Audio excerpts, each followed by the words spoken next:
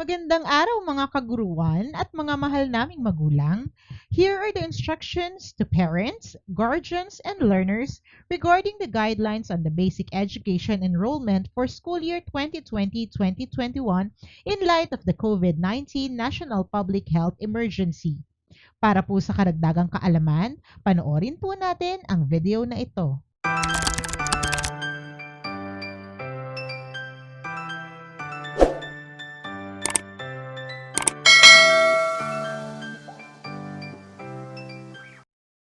Enrollment instructions for incoming grades 1 to 12 learners.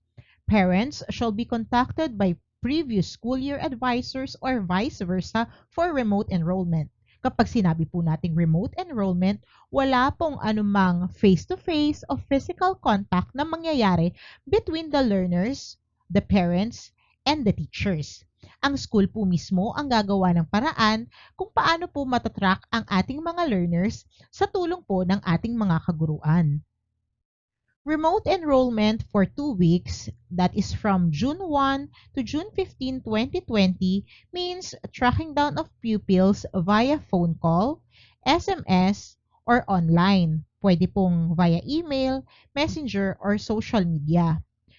Parents may also reach out to their previous class advisors through the contact numbers provided by the school. Teacher, pwede po ba ang face-to-face enrollment? Ang sagot po ay, opo. Pero po, ito na ang ating last option dahil si teacher mismo ang gagawa ng paraan para makontak ang ating mga magulang online. Ngayon po, kung meron po tayong personal concern sa ating paaralan o sa ating mga teachers, we shall be allowed on the 3rd week of enrollment. That is from June 16 onwards. Pero po, tandaan po natin that we shall follow the safety health standards. Ano po ba yon? Yun po ay ang pagsusuot ng face mask at pagsunod sa social distancing. Nais lang po naming bigyang diin na ang face-to-face enrollment ang atin pong huling option. Enrollment for incoming kindergarten learners. Parents of incoming kinder learners shall contact the school for their intent to enroll. Of course, it shall be done via online. Enrollment focal person, also known as the school EFP, is assigned for this matter. Kailangan pong alamin ng ating mga magulang ano po ba yung contact number ng mga EFPs ng bawat school. Ang school naman po natin, ipoprovide po nila yung mga contact number sa pagpapaskil nito sa labas ng paaralan o pwede rin po sa kanilang mga Facebook page. Enrollment instructions for transferees.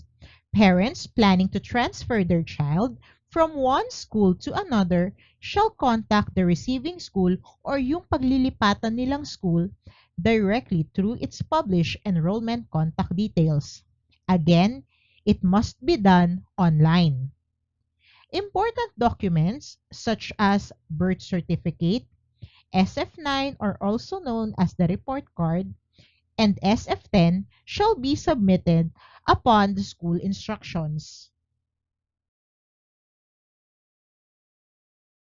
Enrollment instructions for Balik-aral learners. Parents or learners shall directly contact preferred schools o yung napili nilang school sa kanilang pagbabalik-aral. Ulitin po namin, it shall be done online. Registration and survey data must be filled up.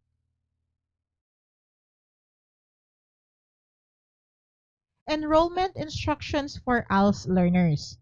They may communicate their intent to enroll via digital or in physical enrollment platforms established by school or barangay with community learning centers. Ang bawat school po ay may naka-assign na EFP para po sa ating mga ALS learners. The form to be used is ALS Form 2 based on DepEd Order number 58, Series of 2017. It is made available in digital and printed forms.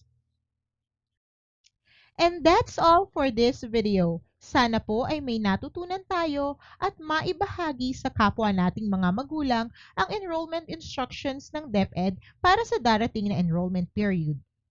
Don't forget to like this video and click the subscribe button and notification bell para updated po tayo sa mga bagong pamamaraan sa ating paaralan ngayong new normal. See you on my next video. Bye!